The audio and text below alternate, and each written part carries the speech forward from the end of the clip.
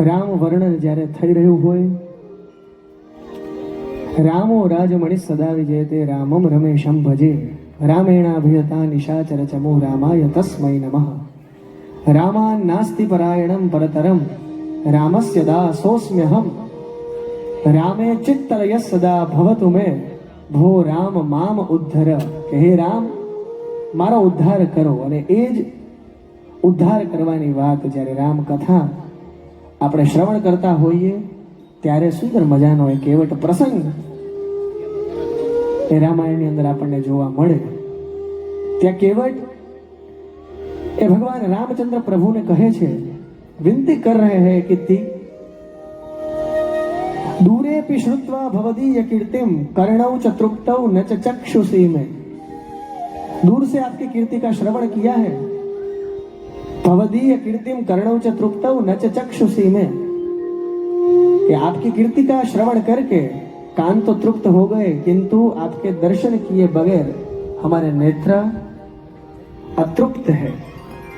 दूरे पि श्रुत्वा भवदीय कीर्तिम कर्णौ च तृप्तौ न च चक्षुषी में. तयोर विवादम, विवादम अर्थात झगड़ा. तयोर विवादम, आंख और कान के झगड़े के कारण तयोर विवादम परिहर्तु कामः समागतो हम तव दर्शनाय. हे प्रभु श्री राम, આ તમારે આજે જ્યારે આ નદી ઓળંગવી છે એ તો માત્ર એક નાનકડું એક આપનું કારણ છે, પરંતુ આપના દર્શનનો જે મને અહોલાભ મળ્યો છે તો માટે હે પ્રભુ એક એટલી કૃપા કરો कि तुम्हारा चरण स्पर्श करी, અને માત્ર સ્પર્શ नहीं पर चरण धोवा दो. षोडशोपचार पूजन जब हम करते हैं, आदरणीय गुरु जी विराजमान है मेरे समक्ष, षोडशोपचार पूजन में अर्घ्य पाद्य इत्यादि क्रम लिखे हुए हैं हमारे वेद पुराण उपनिषद में. तो वहां पे केवट ने भी वही किया कि दर्शन तो किए मैंने, पर जब तक आपके चरण स्पर्श करके पाद्य पूजन ना करूं, चरण प्रक्षालन ना करूं, तब तक मेरी भक्ति कहीं नहीं जाएगी. અને આ પ્રસંગને કવિ કાગ સુંદર મજાના એક ગીતની અંદર વર્ણવે અને જે બહુ જ પ્રચલિત એવું, પગ મને ધોવા દ્યો રઘુરાય, મને શક પડ્યો મન માય, તમારા પગ ધોવા દ્યો હે રઘુરાય. સુંદર મજાનું વર્ણન કહેતા ખૂબ આનંદ આવે અને પ્રસંગ ખરેખર नेत्र समक्ष प्रस्तुत था कि एक बहाना बोलती हूँ, एक बहाना उन्होंने ले लिया कि भाई आपके चरण प्रक्षालन करके ही मैं आपको मेरी नाव में बैठने दूंगा. क्यों? कारण के रजत मारी कामण गारी मारी नावड़ी नार बनी जाए कि भाई कदाच तमारी पगनी अंदर तमारा पगમાં ચોટેલી ધૂળને કારણે જો મારી આ નાવડી છે નારી બની જાય તો આ રંક જનની એટલે કે આ ગરીબ જનની આજીવિકા જ ચડી જશે. માટે તમારા પગ ધોવા દો. સુંદર મજાના એ શબ્દ લખે અને આ પ્રસંગ જોઈ માતા સીતા બધું જ સમજે અને મનોમન મુસ્કાય. ત્યાં કેવટ છે ભણ્યો ગણ્યો नहीं હોય, पढ़ा लिखा नहीं होगा, तभी वो नौका चला रहा है. और जो पढ़ा लिखा नहीं होता है ना, वो भी एक मर्मात्मक मतलब एक मर्म की बात करके प्रभु श्री राम के चरण प्रक्षालन करने की भावना व्यक्त कर रहा है.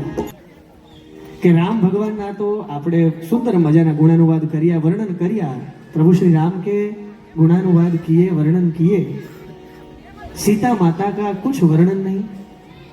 और इस प्रसंग को याद रख के आ प्रसंग ने याद राखीने थोड़ा डिफिकल्ट पड़े છે हिंदी गुजराती બધું મિક્સચર કરું. મને કહેવામાં આવ્યું છે हिंदी गुजराती મિક્સ કરું.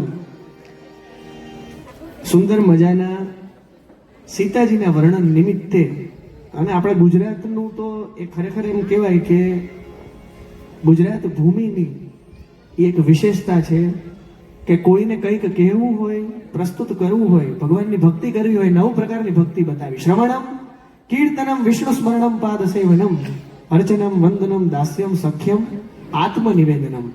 શ્રવણથી લઈ અને આત્મનિવેદન સુધીની ભક્તિ કરવી હોય અને ગુજરાતી સાહિત્ય દ્વારા જો કરવી હોય તો સાહેબ આપણા સાહિત્યકારો, આપણા લેખકો, આપણા કવિઓ એ ભગવાનને પણ કટાક્ષ મારી અને ભક્તિ કરે.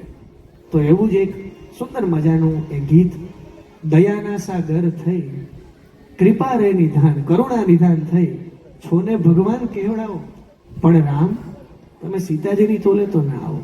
સુંદર મજાનું ગીત બેન નિષ્ઠાના કંઠે શ્રવણ કરીએ.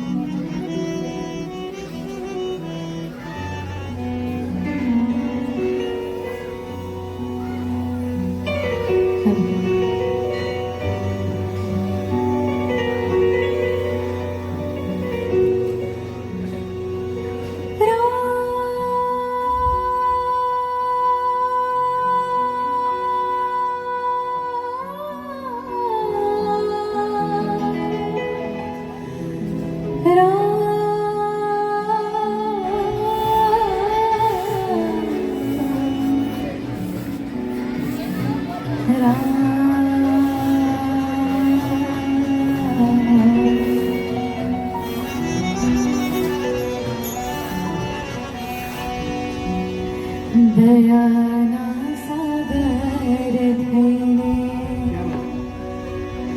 કૃપા રે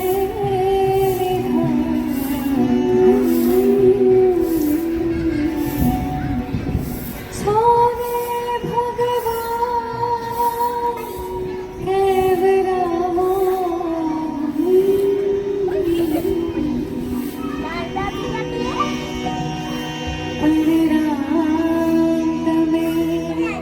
સીતાજીને તોરે તમે સીતાજીને તોરે સોય શરમાય સજે મંદિરની દ્વાર તમે ફૂલની ચંદનથી છોડો સીતાજીને તોરે